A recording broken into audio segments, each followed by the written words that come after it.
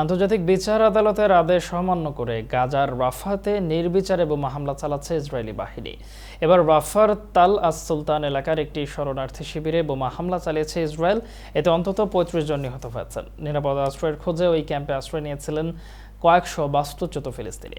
সেখানে বোমা ফেলে অন্তত ৩৫ জনকে জীবন্ত পুড়িয়ে মেরেছে ইসরায়েলি বাহিনী। নিহতদের বেশিরভাগই নারী ও শিশু। এদিকে গাজার স্বাস্থ্য মন্ত্রণালয় জানিয়েছে, গত ২৪ ঘন্টায় জাবালিয়া, নুসিরাত ও গাজা সিটি এলাকার শরণার্থী শিবিরগুলোতে ইসরায়েলি হামলায় ১০৬ জন নিহত হয়েছেন। ইসরায়েলের প্রতিরক্ষা বাহিনী দাবি করেছে, ওই এলাকায় হামাসের জঙ্গিরা আশ্রয় নিয়েছিল, তাই এই অভিযান চালানো হয়েছে। এই অভিযানে হামাসের ২ সিনিয়র কর্মকর্তা নিহত হয়েছে।